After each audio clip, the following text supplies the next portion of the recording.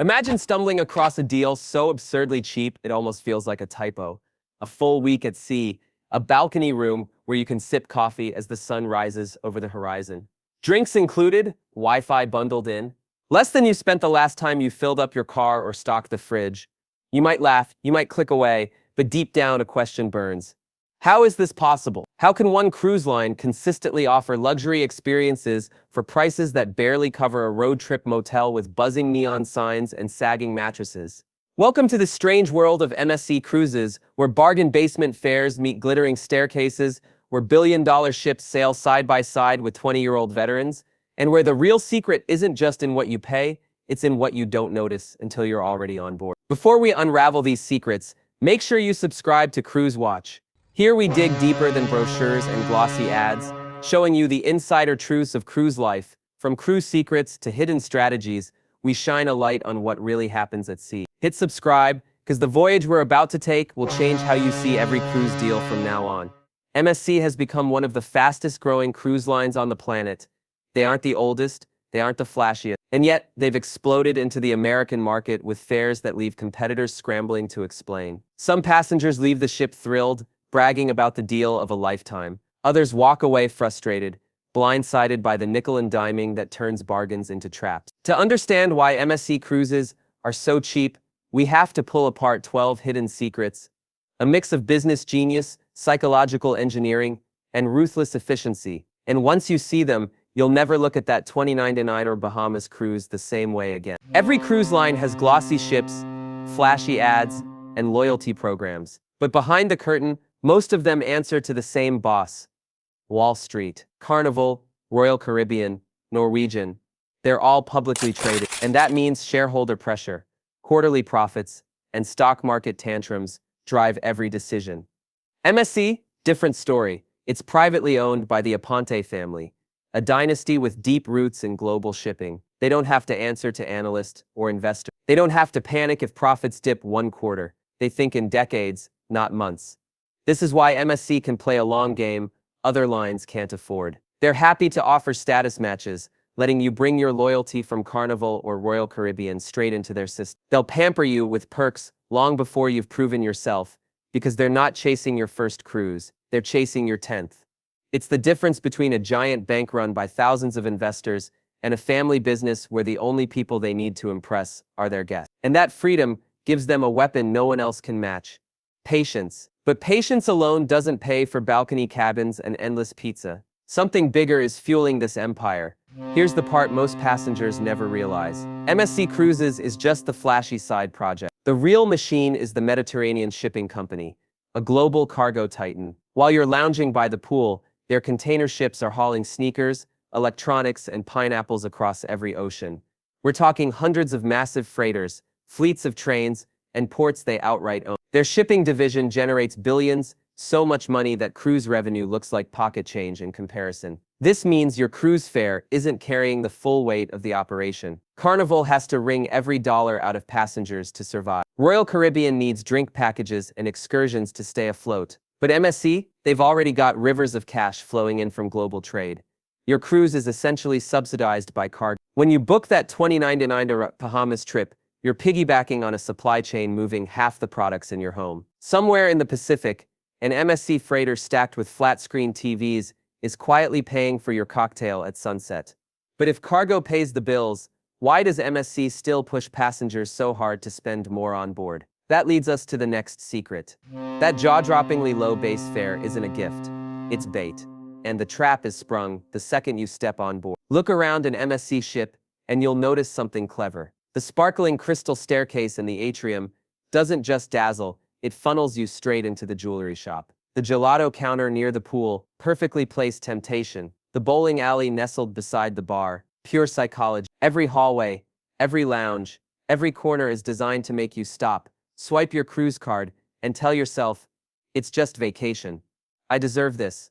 Specialty restaurants charge $39 for a steak. A sushi lesson runs $9. Premium coffee, $12, sometimes charged multiple times, if you're not watching. Passengers even whisper about being billed for simple requests like extra towels. Here's the genius. None of it feels mandatory. You could cruise MSC without spending another dime, but you won't. By day 3, You'll have swiped your card more times than a Vegas gambler, and suddenly that $60 a night bargain is a $200 a day reality. You might think you're still ahead, but MSC knows better. They don't just want your ticket, they want your impulse, and they've mastered the art of selling temptation, disguised as luxury. But it isn't just about how much you spend. It's about how MSC makes you feel while you're spending it. MSC doesn't just sell cabins, they sell lifestyles. Pick your tier, Bella, Fantastica, or Ria, or the Yacht Club. Each one comes with perks. But here's the catch. What feels like exclusivity here would be standard elsewhere. Want to choose your dinner time? Upgrade. Want breakfast in bed? Upgrade again. Want priority boarding? Pay more. The most dramatic tier, of course, is the Yacht Club. A ship within a ship, with private pools, restaurants and lounges. Suddenly the chaos of budget cruising vanishes, and you're living in a bubble of calm. But it comes with a price tag that can rival luxury hotels. The brilliance is psychological. You think you're customizing your cruise. You feel clever for picking the tier that matches your lifestyle. But really, you're being guided, nudged, step by step into spending more. And by the time you realize it, you're grateful, because it felt like your decision, not theirs. Here's where the math gets sneaky. An MSC interior cabin averages just 914 square feet. Compare that to Royal Caribbean's 72 or Carnival's 158. On paper, it's only a few feet. In practice, it's bumping elbows while changing clothes. But for MSC, those missing feet are gold. Smaller rooms mean more rooms. More rooms mean more passengers. And more passengers mean more revenue opportunity. It's cruise ship Tetris. Pack the ship tight, then let the onboard spending machine do its work. Budget travelers don't mind. They're focused on ports and sun decks, not square footage. But MSC is quietly multiplying profits with every cabin they shave down. And once you see this, you'll realize MSC doesn't just cut costs with design. They cut them with time itself. Not every MSC ship is brand new. Some date back to the early 2000s, even older. Ships like the MSC Harmonia, launched in 2000. They lack robot bartenders and water slides that loop over the ocean. But they deliver something more important: savings. Older ships don't carry billion-dollar loans. They don't demand cutting-edge maintenance. They just save. And their lower operating costs translate directly into cheaper fares for you. Sure, you won't get the flashiest Instagram backdrop, but you'll still get the basics. Pools, restaurants, ocean views, often for half the price of the floating amusement parks. Sometimes vintage charm beats modern spectacle, and MSC knows there's a market for travelers who don't need bells and whistles, just an affordable escape. But the way they cut costs isn't just in ships or cabins, it's even in what you eat. Food on MSC sparks debate like no other. American passengers expect overflowing buffets, burgers at midnight, and nacho bars. Instead, they find pasta, pizza, and Mediterranean staples. For some, it's heaven. For others, it's a letdown. But here's the secret. Mediterranean food is cheaper to produce. Fresh herbs cost less than processed cheese. Olive oil stretches farther than barbecue sauce. And by skipping 24-hour buffets, MSC avoids mountains of waste. It's not about cutting corners, it's about cutting smart. Less waste, lower costs, authentic food. A strategic move disguised as culture. But food is only part of the story. To see the bigger picture, you have to step back and ask, what's the real plan? MSC isn't just offering cheap cruises for the fun of it. They're executing a strategy so bold, it could reshape the industry. They're playing the long game, rewriting passenger habits, and expanding at a pace that has rivals nervous. And the next 5 secrets, from razor-thin margins to shipbuilding domination, from European ferry tactics to their shocking service gamble, reveal exactly how they plan to win. So buckle up, because part 2 will take us deeper into MSC's master plan. In part 1, we uncovered 7 of MSC's biggest secrets, from being a family-run empire without shareholders, to their global shipping profits quietly funding your vacation, to smaller cabins, older ships, and Mediterranean menus that keep costs low. But here's the thing, that was just the beginning. Because the most ruthless, brilliant, and shocking parts of MSC's strategy are still ahead. If you thought the cheap prices stopped at smart food choices or vintage ships, think again. MSC has a grand design, and the final 5 secrets reveal just how far they're willing to go to dominate the cruise industry. Most businesses want thick profit margins. They want to charge as much as possible, while giving away as little as possible. But MSC flips the script. They're happy to operate on razor-thin margins, if it means locking you in for the long haul. It's the same playbook Japanese automakers used when they broke into the US market decades ago. Toyota, Honda, Nissan. They entered cheap, built loyalty, and only later raised price. By then, they weren't just brands. They were habits. MSC is doing the same with cruising. They don't want to win one vacation. They want to own your vacation instincts. They want you to see a Carnival deal and scoff, why pay more when MSC gives me the same for? And here's the kicker. They're willing to bleed today to dominate tomorrow. Every balcony deal, every free drinks package, every status match is a calculated investment in your loyalty. But loyalty alone won't conquer the seas. They need ships, a lot of them. And that leads us to their next secret. Most cruise lines treat shipbuilding like ordering a custom car. Pick a model, wait years for delivery, and hope construction doesn't run late or over budget. But MSC, they think big. Instead of ordering 1 or 2 ships at a time, they place massive bulk orders, entire classes of ships, sometimes worth billions, with European shipyards like Fincantieri in Italy and Chantiers de l'Atlantique in France. This isn't just shopping in bulk, it's strategic domination. By promising huge, long-term contracts, MSC gains negotiating power, faster turnaround, and lower per-ship costs. It's like walking into a restaurant and not ordering off the menu, but buying the whole kitchen. Competitors wait years for deliveries. MSC already has their next fleet in motion. Every ship they launch is another floating shopping mall, perfectly engineered to maximize passenger spending. And the faster they build, the faster they flood markets with irresistible fares. But ships aren't just built differently. In Europe, they're used differently too. And that's where MSC's next secret comes into play. Step onto an MSC cruise in the Mediterranean, and you might be shocked. One day in Naples, a flood of passengers gets off. The next day in Genoa, a new crowd boards. It feels less like a cruise and more like a busy train station. This chaos is by design. In North America, cruises are almost always round trips. You board, you sail, you return to the same port. But in Europe, MSC runs its ships more like city buses, on loops.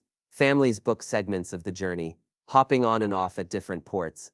The result, cabins are almost never empty. While other cruise lines might sail with 10% vacancy, MSC sails packed, every night, every voyage. It's ruthless efficiency, and it lets them drop fares while still filling the coffers. Passengers might grumble about the crowds or the constant flow of new faces, but MSC doesn't mind. For them, it's a human supply chain, running with military precision, and the profits pour in. But not all of MSC's tricks are about efficiency. Some are gamble, and one of their boldest gambles is service itself. Cruising is often sold as luxury. Disney, celebrity, even Royal Caribbean pride themselves on staff who remember your name, your favorite drink, your preferences. But cultivating that level of service is expensive. It means low passenger-to-crew ratios, high wages, and months of training. MSC takes a different approach. Their crew works hard. They keep ships safe and efficient, but they don't pour resources into making every bartender a mind reader. That passengers would rather save $400 than have a waiter remember their cocktail. And for many, that's true. Travelers accept longer waits at bars, less personalized service, and sometimes patchy communication, because the ticket price makes up for it. Of course, this gamble can backfire. Some guests leave vowing never to return, frustrated by uneven service, but others leave impressed by the sleek ships, low fares, and decent value. MSC isn't trying to win everyone. They're trying to win enough passengers who value price over polish, enough loyalty to fuel their long-term plan. But all these secrets, from thin margins to ferry models, from cabin sizes to cargo subsidies, lead to one final, shocking truth. And once you hear it, you'll realize you were part of the plan all along. Here's the revelation. You are not just a passenger. MSC is lucky to have. You are the product. You are the plan.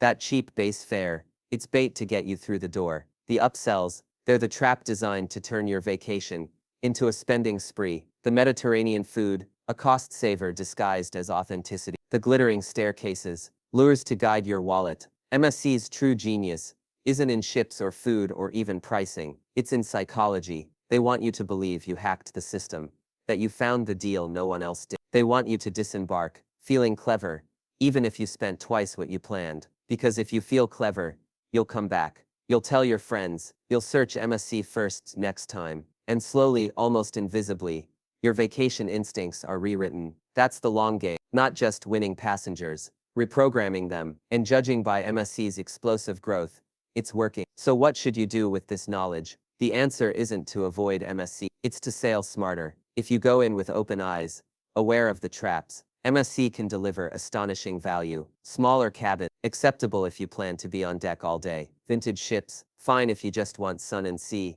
Mediterranean menus, great if you're willing to adjust your expectations. The real key is discipline. Know your budget, decide in advance what you'll splurge. Don't fall for every upsell, disguised as luxury. If you cruise with that mindset, you might truly get the deal of a lifetime. But if you board thinking you beat the system, be warned, the system is designed to beat you. Thanks for staying with us through both parts of this deep dive into MSC's secrets. If you enjoyed uncovering the truths behind the cheapest cruises on Earth, make sure to subscribe to Cruise Watch. Every week we reveal insider tips, cruise secrets, and hidden strategies to help you cruise smarter. Until next time, happy cruising.